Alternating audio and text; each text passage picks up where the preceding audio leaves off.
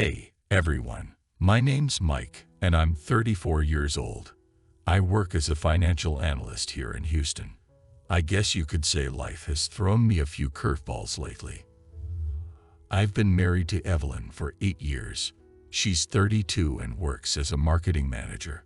We've got 2 kids, Jake, her son from a previous marriage, who's 16, and our daughter, Lily, who's 10.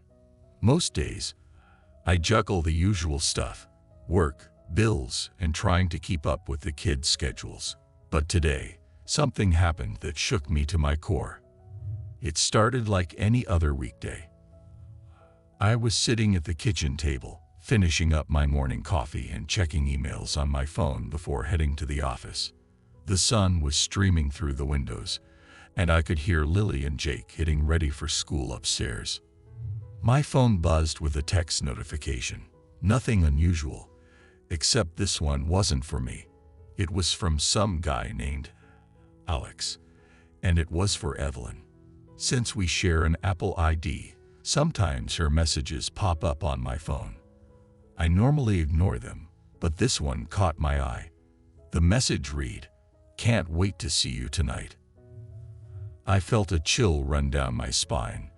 I knew I shouldn't jump to conclusions, but after what happened 5 years ago, I couldn't help it.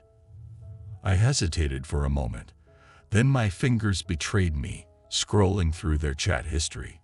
The conversation was flirty, almost playful, and definitely not something that should be happening between 2 colleagues.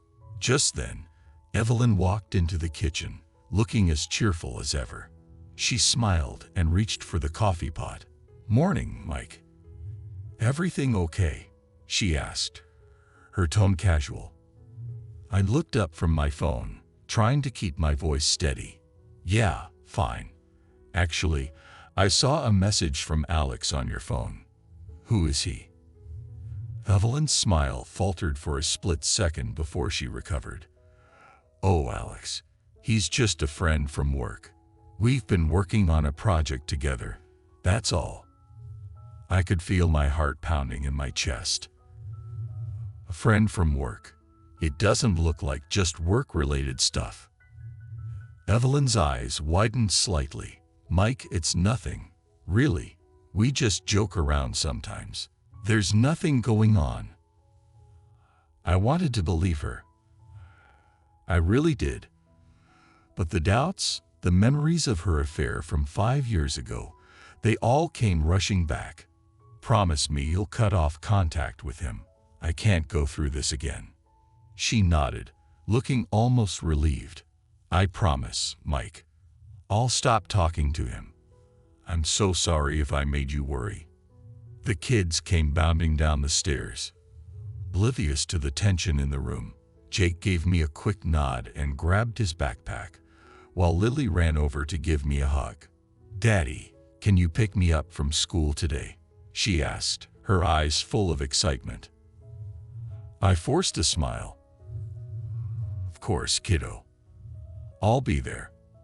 As I watched them leave for school, I couldn't shake off the feeling of dread. Evelyn's words were still ringing in my ears. Maybe it was just a misunderstanding, but the trust that had taken years to rebuild felt fragile, like it could shatter at any moment. I knew we needed to talk more about this, but right now, I had to get through the day. Work was a blur. Numbers and charts that usually held my focus seemed insignificant compared to the storm brewing at home. During lunch, I found myself replaying the conversation over and over, trying to find clues or signs that I had missed. My gut told me something was wrong, but my heart desperately wanted to believe Evelyn. By the time I got home, the house was quiet. The kids were still at their after-school activities, and Evelyn was in the living room, scrolling through her phone. Took a deep breath and walked over to her. "Evelyn, we need to talk," I said, my voice firmer this time. She looked up, eyes wary. "Mike, I told you it's nothing. Why are you still worried?" I sat down beside her. "Because I don't want to go through this again. We've been through so much already. I need to know that I can trust you." Evelyn's expression softened. She reached out and took my hand. "I know, and I'm sorry. I'll block him. I'll do whatever it takes to make things right." I nodded, feeling a small flicker of hope. Maybe she meant it. Maybe we could move past this. But deep down, I knew that the road ahead was going to be tough, and the shadow of doubt would be hard to shake off. That evening, after our tense conversation, I tossed and turned in bed, unable to shake the uneasy feeling gnawing at me. The promise Evelyn made to cut off contact with Alex should have given me peace, but the memory of those messages lingered like a bad taste in my mouth. The next morning, we decided to take a step forward. Evelyn suggested we try couples therapy again. The last time we went, 5 years ago, it had helped us, so maybe it could do the same now. I agreed, even though a part of me was still wary. We needed to confront our issues head-on if we were going to make this work, for our sake and for the kids. Later that week, we found ourselves sitting in a small, cozy office, facing Dr. Stevens, the therapist who had helped us years ago. The walls were lined with calming, pastel-colored art, and a gentle scent of lavender filled the room. It was supposed to be comforting, but I couldn't shake off the tension tightening my chest. Dr. Stevens looked at us with her kind, perceptive eyes. "Mike, Evelyn, it's good to see you both again. Understand things have been challenging.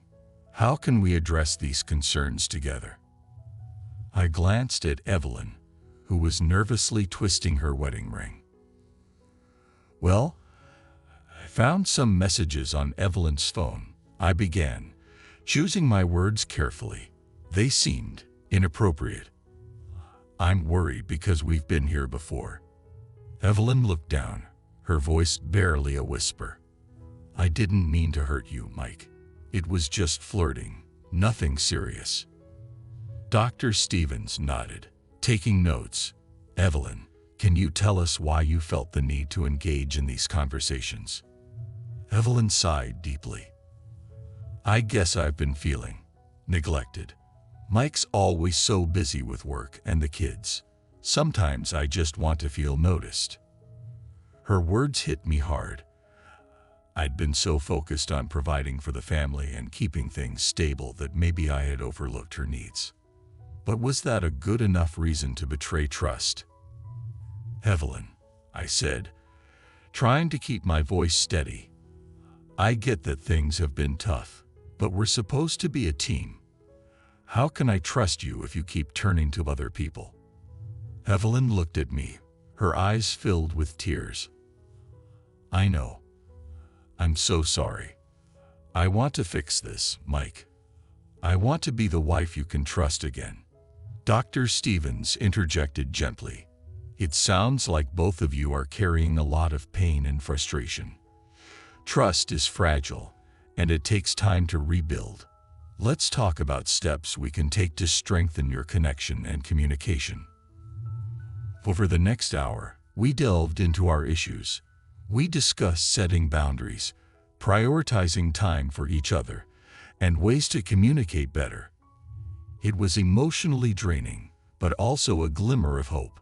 Maybe, just maybe, we could find our way back to each other. After the session, as we walked to the car, Evelyn squeezed my hand. "Thanks for coming with me, Mike. I know it's not easy." Squeezed back, trying to push past the lingering doubts. We have to try, right? For us, for the kids. As we drove home in silence, my mind wandered to Jake and Lily. They were the glue that held our fractured family together. I thought about the example I was setting for them. I wanted to show them that even when things got tough, you don't just give up. You fight for the people you love. Back at home, the kids were sprawled on the living room floor, finishing their homework. Lily looked up and smiled. "Did you and Mommy have a good day?" I knelt down beside her, brushing the stray lock of hair from her face. "We did, sweetheart. We're trying to work things out. Jake glanced up from his textbook, his expression thoughtful. You guys should talk more. It's better than not saying anything and being mad all the time. I was struck by his insight. You're right, buddy. We're going to do our best. Evelyn joined us, sitting down with a warm smile. How about we order pizza tonight and have a movie night? Just the four of us. The kids cheered, and for a moment, the weight of our troubles lifted. It was these small moments of normalcy that reminded me why I was fighting so hard to keep our family together. But in the quiet of my mind, the fear lingered.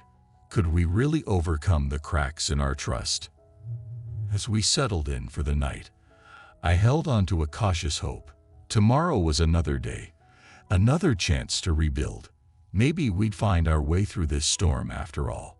Days turned into weeks after our therapy session, and things felt a little more settled at home. Evelyn and I made an effort to carve out time for each other, even if it was just sitting together after the kids went to bed, talking about our day. But beneath the surface, I couldn't ignore the nagging feeling that something wasn't quite right. One Thursday afternoon, I got home earlier than usual. The house was quiet, a stark contrast to the usual chaos of our evening routine. I found Evelyn in the kitchen, her face illuminated by the screen of her phone. She looked up, startled, as I walked in.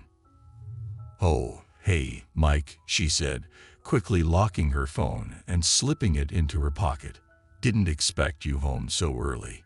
"Yeah, I wrapped up at the office sooner than I thought," I replied, my eyes narrowing. "Who were you talking to?" Evelyn hesitated, just for a moment. "It was just a work call," she said with a forced smile. "Nothing important." I nodded, but something about the way she'd quickly hidden her phone set off alarms in my mind. I tried to shake off the suspicion.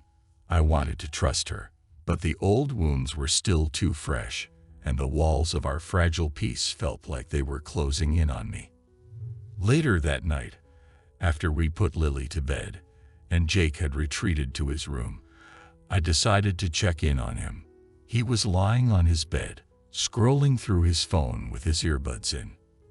"Hey, Jake, how's it going?" I asked, leaning against the doorframe. He pulled out an earbud and looked up. "Hey, Mike, just finishing some homework. What's up?" Walked into the room and sat on the edge of his bed. "I just wanted to check in. How's school? Anything on your mind?" Jake shrugged, putting his phone aside. "It's okay. Same old stuff. But you and Mom seem kinda off lately. Is everything okay?" His question caught me off guard.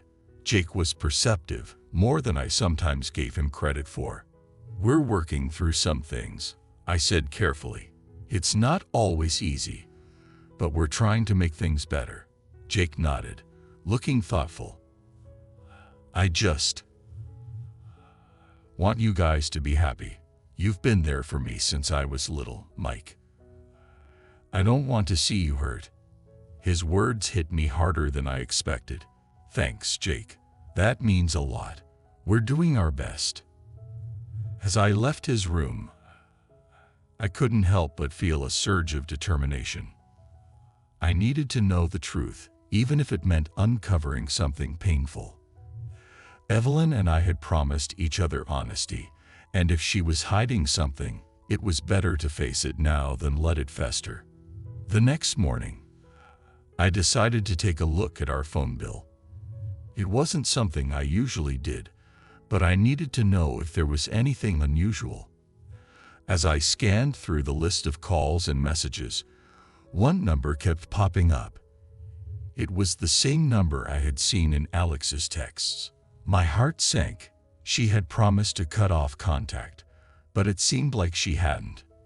That evening, after dinner, I couldn't hold it in any longer. As the kids settled into their rooms, I turned to Evelyn. "We need to talk," I said, trying to keep my voice calm. I noticed something on the phone bill. You've been talking to Alex again. Evelyn's face went pale. Mike, it's not what you think. He reached out for a work issue, and it continued from there. I didn't mean for it to happen. You promised me, Evelyn. You said you'd stop. I replied, feeling a mixture of anger and betrayal rising in my chest. I know, and I'm sorry, she said, tears welling up in her eyes. I didn't want to upset you. I thought I could handle it. Took a deep breath, trying to steady myself. We can't keep going in circles like this. Either we commit to fixing this, or we need to rethink everything. This isn't fair to anyone, especially the kids. Evelyn nodded, wiping away her tears. You're right. I'll block his number. This time, for real. I want to make this work, Mike. Please, give me another chance. I wanted to believe her. For the sake of our family, I had to try. But deep down, the trust I had once given so freely was slipping through my fingers like sand. As I lay awake that night, the house silent around me, I knew we were at a crossroads. We could either rebuild from the rubble or watch everything fall apart. I just hoped we had enough strength left to choose the right path. The days that followed felt like a fragile balancing act. I wanted to trust Evelyn, but the weight of past betrayals hung heavy in the air. She had blocked Alex's number, or so she said.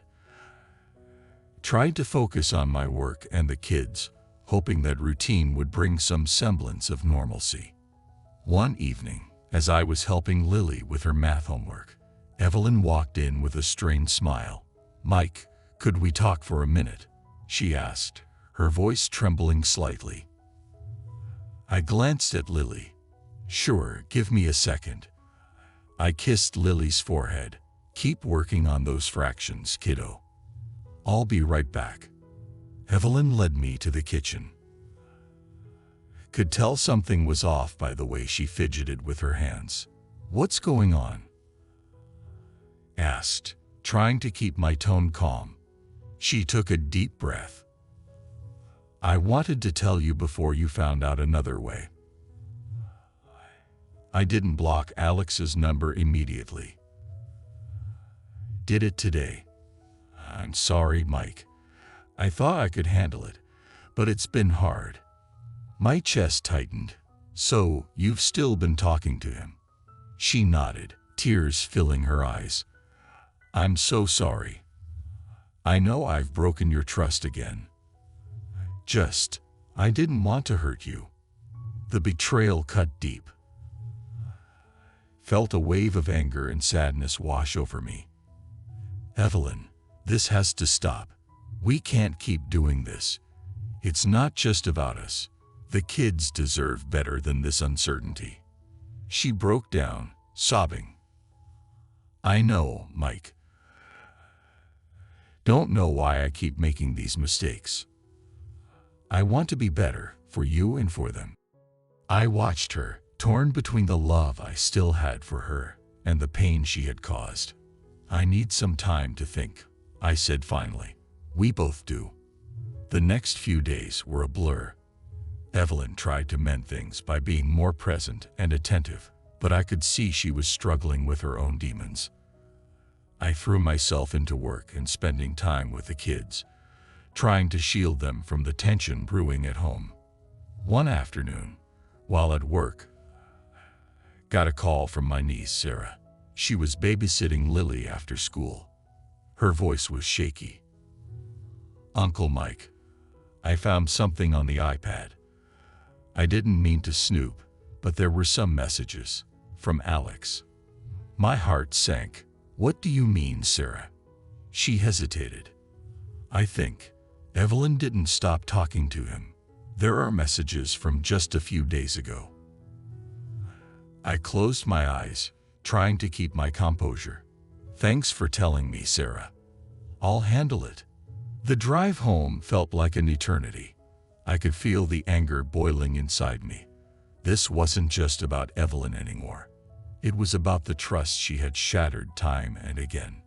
When I walked in, Evelyn was in the kitchen, preparing dinner. She turned and smiled, but it quickly faded when she saw my face. "We need to talk," I said, my voice low but firm. She nodded, looking worried. "What is it, Mike?" "I know you didn't stop talking to Alex," I said, the words coming out harsher than I intended. Sarah found the messages on the iPad. Evelyn's face went pale. "Mike, I can explain." "No," I interrupted. "No more explanations. You promised, Evelyn. This isn't just a mistake. It's a pattern. And I can't keep doing this." Tears streamed down her face. "Please, Mike. I'll do anything to fix this. Just give me one more chance." I took a deep breath, fighting back my own tears. "I can't, Evelyn. For my sanity, for the kids. I can't keep living like this. We need to end this. It's over." As the words left my mouth, a sense of finality washed over me. It hurt, but it was a necessary pain. Couldn't keep sacrificing my peace and my children's well-being for a relationship built on broken promises. The next few hours were a blur of tears and difficult conversations. I explained to the kids, as gently as I could, that their mom and I were separating. It was the hardest thing I've ever had to do, but they needed to know the truth. That night, as I lay in bed, the house felt both empty and full of possibility. I knew the road ahead would be tough, but it was a path I needed to take. For myself, for Jake, and for Lily. It was time to rebuild our lives on a foundation of honesty and strength. The days after deciding to end things with Evelyn were a whirlwind of emotions and logistics. We tried to maintain a semblance of normalcy for Jake and Lily, but the shift was palpable. I found myself navigating a maze of legal forms, counseling sessions, and heart-to-heart talks with the kids. One evening, as I sat on the couch reviewing a stack of paperwork, Jake walked in. At 16, he was more perceptive than I often gave him credit for. He sat down beside me, fidgeting with his hands. "Mike," he started, his voice wavering, "can we talk?" Set the papers aside and turned to face him. "Of course, Jake. What's on your mind?" He took a deep breath. "I'm really sorry for everything that's happening. I know it's not my fault, but I just feel like maybe I could have done something." I reached out, placing a hand on his shoulder. "Jake, none of this is your fault. You and Lily are the best parts of my life, and I want you to know that no matter what, I'm here for you." He looked down, tears pooling in his eyes. I don't want to lose you. You're the closest thing to a dad I've ever had." I pulled him into a hug, feeling the weight of his words. "You won't lose me, Jake. We're family, and that doesn't change just because your mom and I aren't together. I'll always be here for you." As we sat there, I realized that this new chapter in our lives, though difficult, was also an opportunity for healing and growth. Over the next few weeks, I focused on creating a stable routine for the kids. We moved into a smaller house, just a few blocks away from their school. It wasn't easy, but it felt right, a fresh start. I noticed a change in myself too. I started finding solace in small things, cooking dinner for the kids, helping Lily with her art projects, and taking Jake to his soccer games. It was the simple, everyday moments that began to fill the void left by Evelyn's absence. One Saturday afternoon, as we unpacked boxes in our new living room, Lily looked up at me, her eyes sparkling with curiosity. "Daddy, do you think we can paint my room pink?" I laughed, ruffling her hair. "Of course, we can. We'll make it the best pink room ever." She grinned, her excitement contagious. "Can we do it today?" "Sure," I said, smiling. "Why not?" As we painted, Jake joined in, teasing Lily about her choice of color, but eventually getting into the spirit of things. The room became a canvas not just for a new coat of paint, but for the new memories we were beginning to create together.